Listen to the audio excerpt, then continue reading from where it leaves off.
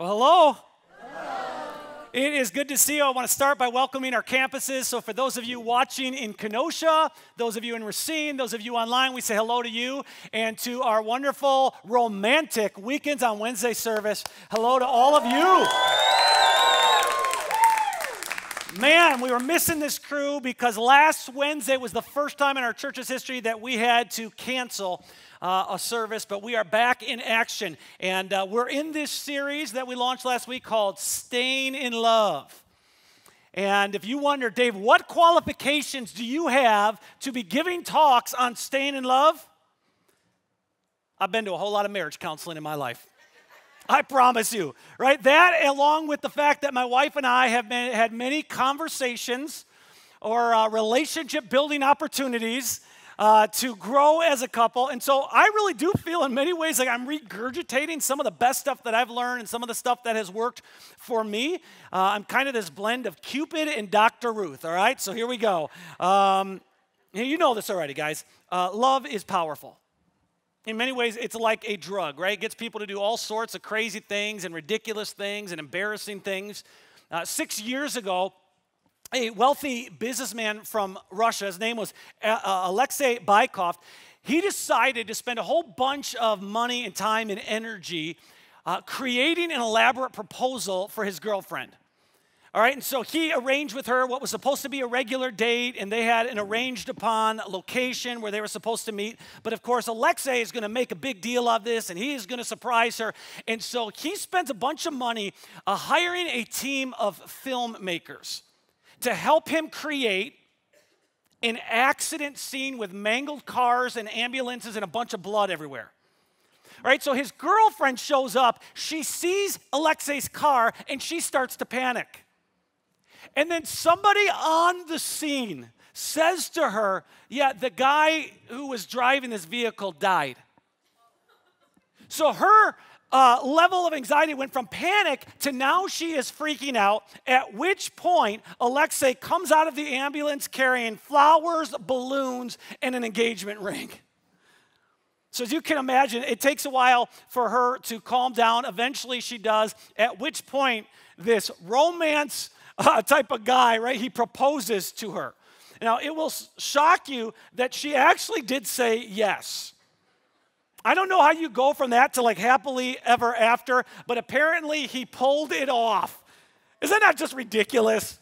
All right, and then, of course, people are angry, and people are like, what? And who does that? And so he's interviewed about it, and here is what he said. He said, I wanted her to realize how empty her life would be without me, and how life would have no meaning without me. All right, this guy is a modern-day Romeo. But love drives people to do all sorts of ridiculous things. I personally know people who've messed up their lives financially because of love. I know people who've left family and friends, moved across the country for someone they met online because of love.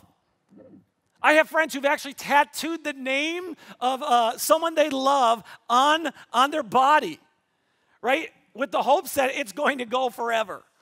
I know people who have changed religions because of love. I actually have one guy that I know personally, used to call him a friend. I'm a little hesitant now, but he actually murdered someone because of love. Right, people do all sorts of ridiculous and embarrassing things outside of their personality when they're in love. People can pretend to be someone they're not when they're in love. Love is intoxicating. Now, you might remember this from history class, but the Taj Mahal was built by Emperor Shah Jahan in memory of his favorite wife. So that is a mausoleum constructed out of love.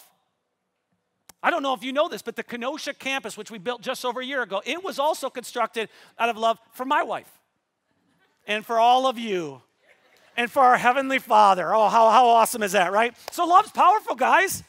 You're clapping like you believe it. All right.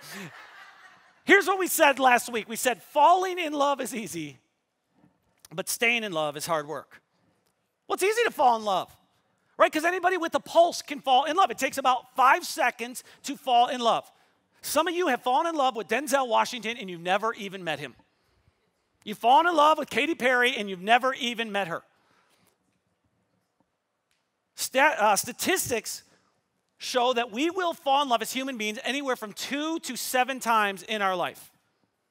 Falling in love is easy, but staying in love is hard work. And last week we talked about why it's hard work, and I gave you 4 reasons just as a quick review. One of the reasons it's hard work to stay in love is we don't have a lot of examples in our life of people that we can look to who've been together for a long time and their love has lasted throughout all the difficult seasons. We might have a couple, but there's not a lot of examples. Also, it's difficult to stay in love because every one of us lacks something emotionally, and when we get into a relationship, we're looking for the other person to fulfill us. And if they don't fulfill us, we kind of want to check out and find someone who will. A third reason it's difficult to stay in love for a long time, for a lifetime, is because our culture makes it difficult to stay in love because there's so much emphasis put on happiness and emotions. And so if we're not happy and if we don't have the gooey feelings that we just want to have, the tingles, whatever you want to call them, then it's like, okay, I'm ready to move on. And a fourth reason we said it's difficult to stay in love is because people change. Life changes us. Stress changes us. Difficulty changes us. Challenges change us. And so every few years, every 5 years, 7 years, 10 years, we really are different people than we were when we first got married. So that's what we talked about last week. In fact, I could just add one more. Another reason it's difficult to stay in love is because till death do us part is a very long time. I mean, think about it, right? That's a whole lot of mortgage payments, a whole lot of dirty dishes. That is a whole lot of diaper changing and figuring out what to do for the holidays. That's a whole lot of Sunday afternoons that you spend fighting whether you should watch another NFL playoff game or a Disease of the Week movie on the Lifetime channel. I mean, it's just going back and forth year after year after year. So staying in love is hard work, but it's not impossible. There are couples who do it, and the couples who find a way to make their love last forever are couples who mature in their understanding of love. So instead of love being confined to an emotion or a feeling, healthy couples find a way to make love a verb, okay? That's what they do. They find a way to make love a verb. That was bad. That was really bad. Healthy couples realize that love is active. It's something you do. Love is showing compassion and kindness. Love is forgiving and it's apologizing. Love is showing affection. It's giving attention. Love is giving gifts. Love is action. And if 2 individuals in a relationship can learn to make love a verb, they have a really good chance of not just falling in love with one another, but staying in love. I'm familiar with one couple who their whole attitude towards this kind of thinking is they've made it their life goal to try to outlove one another on a daily basis. Isn't that crazy? That's so unheard of in our world. They just say we're just trying to outlove the other person. And if they're able to do that, that really, there's a word for that. It's called mutual submission. When we try to outlove the other person and prioritize the other person and focus on the other person and listen to the other person, and we say if we were both singers, I'd be the backup singer and I would have you be the lead. If you and your partner can both find a way to do that, come on, you'd be so in love. And there'd be a whole lot of passion and hand-holding and giggling, and you'd be like 16-year-olds for your entire life. It really is that simple. Mutual submission. And it would be totally possible for us to do that if we came into the relationship, both of us, with healthy hearts that were overflowing with love and kindness, and we were filled up emotionally in every way possible. So if both you and your partner, you come into the relationship and you have this history of healthy relationships. Your dad was at every game. Your mom was at every recital. You did dinner together as a family. You laughed a lot together. Your parents were always kind of embarrassing you because they were flirting with each other, and you were never abused and never taken advantage of and never mistreated. And both of you always had more than enough acceptance and affirmation. And then every romantic relationship you ever had in your life was so healthy that even when you broke up, you still stayed great friends and you talk highly of one another. If all of that happened and you got together, both of you come from that kind of history, you have a really, really good chance of staying in love for a very, very long time. But that is not how most romantic relationships go. Most of us come into relationships with all sorts of baggage. Right? We got trust issues. We're not great at communicating. We've got insecurities from hurts and rejection in our past. And so if we wanted to today, we could just sit here and have one big pity party for ourselves. Right? But that's not the point. The point I want to make is that when we come into a romantic relationship, our hearts are not usually in a good place. And so let me just illustrate it this way. This is Mr. Hart, and he's a little bit bigger because he's 6 foot tall, and this is Mrs. Hart, and she's like 5'6", okay? Mr. and Mrs. Hart met each other at college. They're walking through the hallway one day, and he sees her, and he's like, whoa, you look amazing. And then she sees him, and she's like, man, when I see your face, there's not a thing I would change because you're amazing just the way you are, right? She's got all this romance going through her, and he has a degree, and she's got a degree, and man, they love each other so much. And as they get to know each other, they start being a little bit vulnerable with each other and open with each other and kind of sharing with each other things that are inside of them. And then they start having a few arguments, but even when they have arguments, they're careful in their garden on what they do, and so they'll hit some bumps in the road, and it's just kind of peaceful because they're working through it. And they finally get to the point where they're so deeply in love, they say, we got to get married. And then a month into marriage, 2 months into marriage, what happens is they hit a bump in the road, and a couple things come out. And then another month goes by, and more things come out. And what happens is they start to look at some of the things come out. Oh, insecurity, anger, jealousy.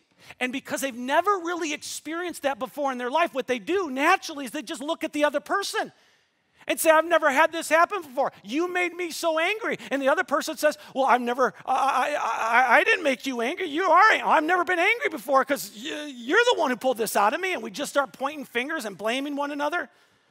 Well, of course, the reason that stuff comes out of Mr. Hart and Mrs. Hart is because that stuff was there to begin with. That's why it comes out. Jesus actually taught this. He says, whatever is in your heart determines what you say. And we wouldn't be wrong to add, and also determines what you do. All of us have stuff within us that we don't even know is there until we get bumped. And unfortunately, the most difficult and challenging and heart-wrenching bumps in our life often happen in a romantic relationship in which we find ourselves committed to another person. There's something about the emotion of romance and the emotion of commitment that brings out not just the best of us, but also brings out the worst of us.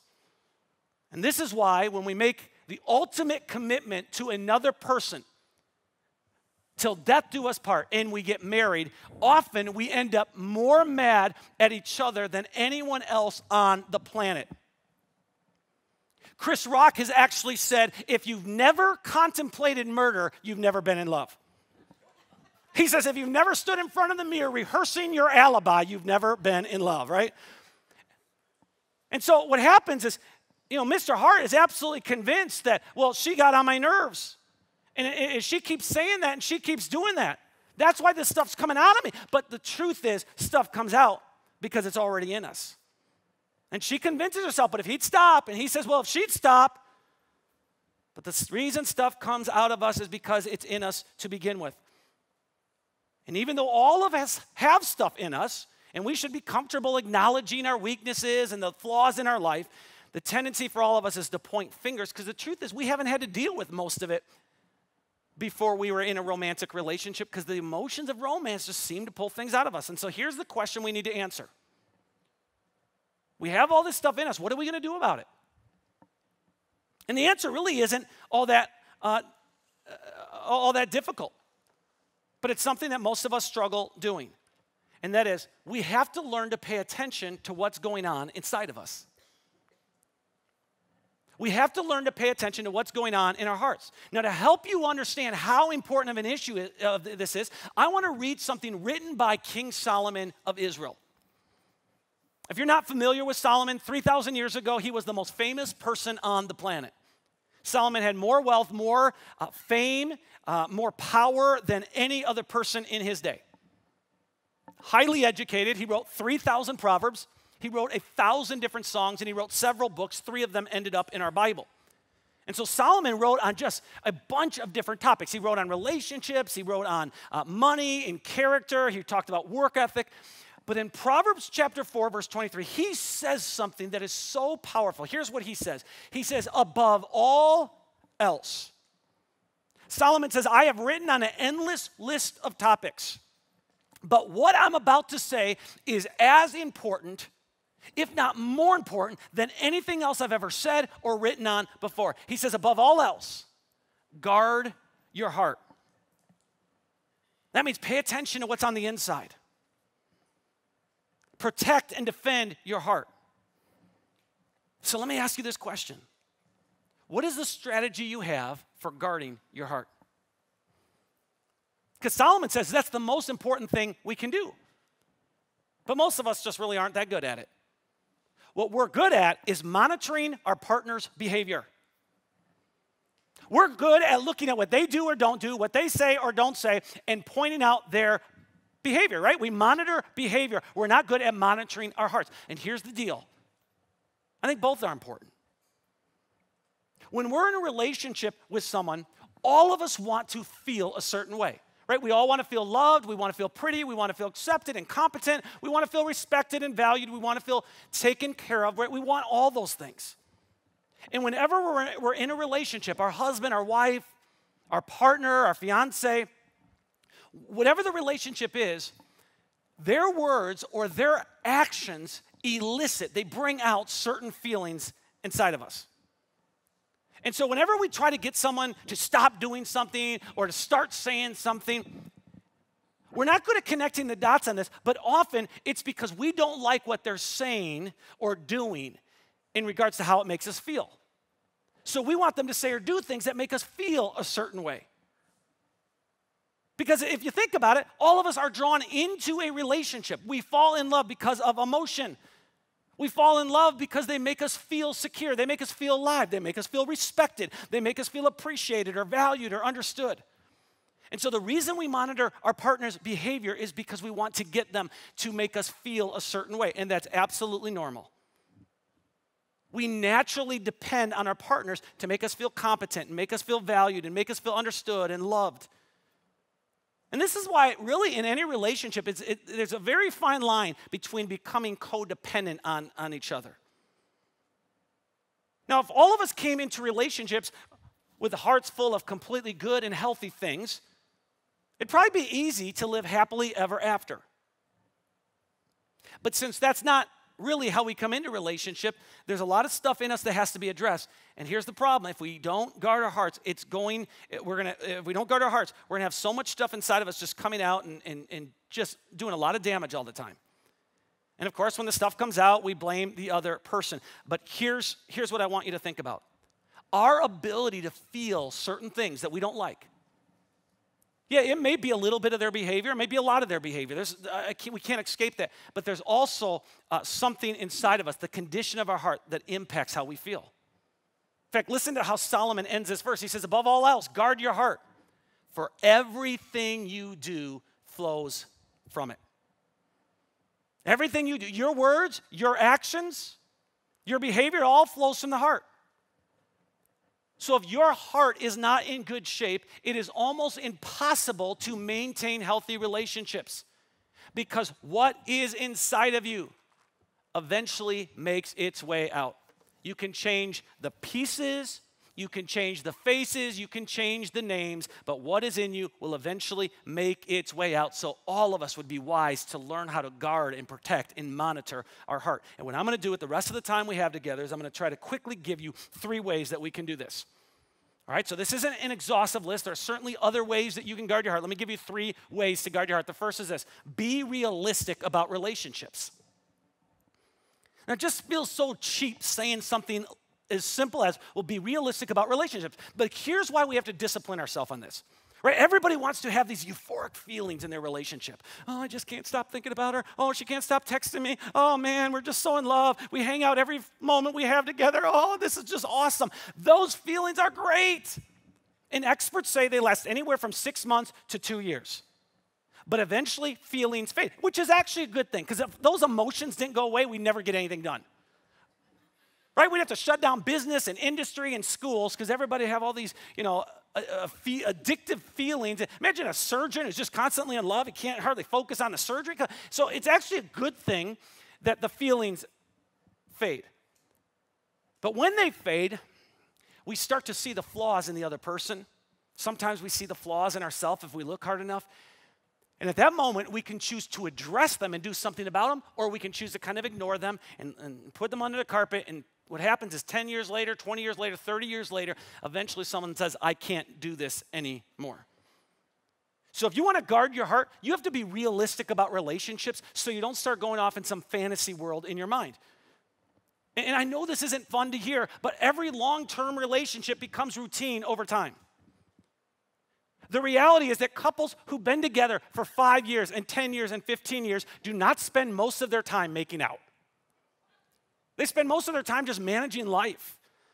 Healthy relationships can actually be pretty boring. And the reason they're boring is because you're not up till 2 in the morning arguing on the phone.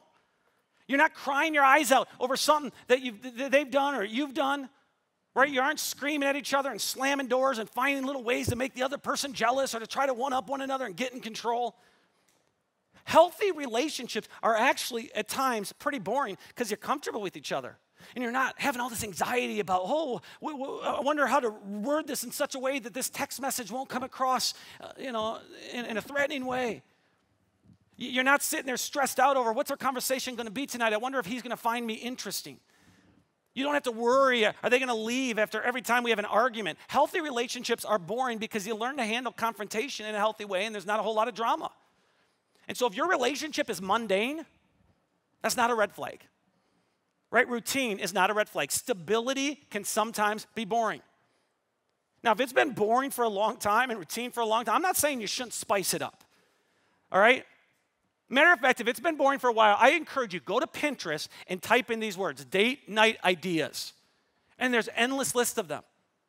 And then if you're a dude, make sure you go to your history and erase it and pretend you never went to Pinterest, all right? But there are ideas out there.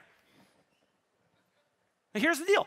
If we're not realistic about relationships and we think everything should look like The Bachelor and everything should look like tropical paradise and everything, our relationship should be something that Taylor Swift writes a song about someday, then we are setting ourselves up for super big disappointment. You want to guard your heart? Be realistic about relationships. Secondly, here's what we need to do. We need to be selective in what I need to be selective in what I feed my mind with. In every area of life, there's conflicting messages. Right? How do you eat healthy? Right? Conflicting messages. How should you parent your kids? Conflicting messages. What cellular company should you use? Conflicting messages. What's the best type of education? What kind of, it's just conflicting messages. And I mean, just over and over, just take any arena, right? What age is someone an adult in this country? Well, Barry Aspirin would say you are how old? 12. At 12 years old, you're an adult, according to Barry Aspirin. But the DMV, they'd say you're stop being a child and you can start driving at what age? 16. And then, of course, you can vote. You should get involved in politics at what age? 18. But then you could go buy alcohol at 21. That's when you're an adult. But car rental companies, they say you should be 25. Right? That's when you become an adult. Oh, but American Airlines, you're an adult at 2 years old. So anywhere from 2 years old to 25 years old, you're an adult. Conflicting messages. But this is true with love. This is true with romance. There's so many different messages out there. And so we have to be super, super careful in what we feed our mind with. Now, I know I'm going to sound like I'm right out of the 1950s with this, and I'm going to sound very prudish. But this is why I think pornography is so harmful. because it creates a fantasy world. It allows something into our thinking, right? This is why I think we got to be very careful with movies and TV shows. And yes, I know, Dave, you're so antiquated. And the music we listen to. There's a guy in our Bible by the name of Job. There's a biography, first part of the Bible, a whole lot of loss in his story. Here's what Job writes. He says, I made a covenant with my eyes not to look with lust at a young woman. Now, why would he do that? Because something special happens in a relationship when we decide to make our partner our standard of beauty. So if your spouse is funny, guess what? You're into funny. They're serious, you're into serious. If your spouse is tall, you're into tall. If they're short, you're into short. If they're loud, you're into loud. And if they're quiet, you're into quiet. If they're into romantic comedies, then you need to make the choice to be into really boring movies with bad acting and predictable storylines. Be selective in what you feed your mind with. And this is true in regards to even who you're talking to about your marriage and what they're saying to you. Right? Don't talk to your parents and your friends about your marriage and how bad it sucks and what a loser your partner is if they're not going to slap you across the face and challenge you to respect the person you're married to. But you need people who are a fan of not just you, but of you and your partner, of the relationship. In fact, right now, we're in this season of signing up for groups. And I encourage you, man, if you're in a couple and you can do it and you can get a babysitter one night a week, man, find a group where you and your husband, your wife can join a group together and you can grow together as a couple. We need to be careful what we feed our minds with. And then number 3, if I want to guard my heart, I need to think before I speak. I heard my mom go, Oh, yeah. Hey, Dave, I want to see where you go with this one. So here's what I mean by that. When there is tension in any relationship or we're feeling something we don't like, one of the most mature things we can do is identify what we are feeling. And this is a challenge, I think, for all of us. Because most of us, if we were to talk about the emotion we're feeling and when they're negative emotions, we usually have 2 responses. I'm angry or I'm frustrated. That's about the depth and level of us being able to communicate what we're feeling. But if we want to guard our heart, we need to go a little bit deeper and really learn how to identify what are some of the things inside of us that need to be dealt with. You need to learn to name your emotion, to name exactly what you're feeling. What specific emotion did my spouse, what specific emotion did my fiance, did my partner surface in me? And sometimes it's as broad as I'm just angry and I am frustrated, but often it's more than that. Often if we really think about it, you know what? I really felt left out. I feel stupid even saying it, but I felt left out. I don't even know how to say it. I guess I'm embarrassed. When you said that, I felt unappreciated. I felt unloved. I know you'll never understand it, but I feel really lonely. When you say that, I feel like a failure. Right? That's so much more helpful than, I'm really mad, he frustrates me to death. Because it allows us to get into the real issues of what's happening. And this just happened to me this week. I was working on the talk. In fact, I had already completed like 95% of the talk. And I'm at home, and I'm listening to my wife. She's talking to her brother, and she gets off the phone. She says, and I'm going to do my best not to exaggerate what happened, because this is literally how it went down. So, yeah. My brother, his family's so close. Oh, that's nice. Yeah, they're doing a vacation to Colorado. They're all going together, even though his kids are now adults. Oh, that's awesome. Yeah, they just have so much fun together. Yeah, okay. Yeah, isn't that great? Well, at this point, I start to hear, Dave, our family isn't close. This is what I'm hearing, right? Our family isn't fun. I wish you'd plan bigger and better vacations. And so naturally, instead of looking for the emotion, what am I really feeling here? Naturally, I said to her, I am sorry I am not your brother. I'm sorry that I don't do enough for our family. If you would like to plan the next vacation and pay for the next vacation, I'll let you do it. Go for it. So I got really defensive. Now, the truth is, if I really would have thought about it, you know what I felt? I felt a little insecure, but I felt really unappreciated. Imagine how much more helpful our conversation would have been if I could have just been emotionally mature enough to identify that. King Solomon writes in another one of his Proverbs, he says, fools vent their anger, but the wise quietly hold it back. Why do they hold it back? Because they're trying to identify what is it I'm feeling. And if we're going to guard our hearts, we need to pay attention to our feelings. We need to name our emotions. And since most of us aren't good at naming our emotions, I got an idea for you. Google search wheel of emotions. Wheel of emotions, and you're going to see something like this come up in the Google Images part. And then you just need to print it out and you need to carry it around with you. You need to put it up somewhere. I'm serious. And then when you're feeling something and you sense tension, you just run to the refrigerator and you're like, I'm feeling provoked right now. Right now, I'm telling you, I'm embarrassed. I'm ashamed. I'm feeling abandoned right now. Your partner's going to be like, who are you? These are really good words, right? But if we don't identify our emotions, they stay buried. And even though they're buried, they're driving our life. They're driving what we say. They're driving what we do. Emotions are powerful, but if we can unearth them, if we can dig them up, if we can identify them, they start to lose their power. And one of the reasons they lose their power is because when we're able to identify and name an emotion, we're basically communicating to our partner, this isn't all about you. There are some things in me that need to be dealt with. But as long as it's a secret, it's just going to drive a deeper and deeper wedge between you and the person you're committed to spending the rest of your life with. Another reason this is hard to identify our emotion is because the moment we identify it, the moment we call it out, we kind of lose our excuse to stay mad and to keep treating them the way we've been treating them. Now, if you're like, I just don't know how to do this, man. I'm going to tell you how to do it. You start to feel something, you run to the wheel of emotion. Give me that thing. You think about it. Right? And then you use this phrase, when you blank, I feel blank. When you say that, I feel this. When you do that, I feel this. Not you made me do this. But when you said that, I felt this. And remember, there are no wrong feelings, right? They're just feelings. So if someone says to you, when you do this, it makes me feel a certain way, I want you to know that's not a criticism. That's basically an observation. And if that makes you get all defensive and all insecure, you need to figure out what is happening on the inside of you. The proper response when someone says, when you do that, it makes you feel this way, the proper response is, thank you for telling me that. Now shut up. Thank you for telling me that. Not, well, you shouldn't feel that way.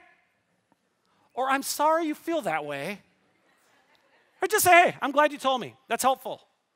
Because healthy people, when they discover that something they do or something they say brings out negative emotion in someone and it causes hurt in someone and it surfaces hurt in someone else's life, healthy people quit doing it.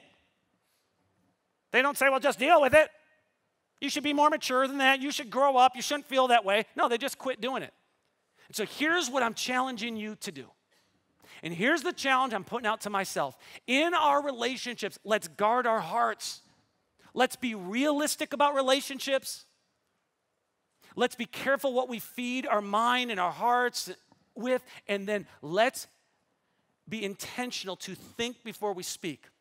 Let's find a way to identify the emotions and what's going on inside of us.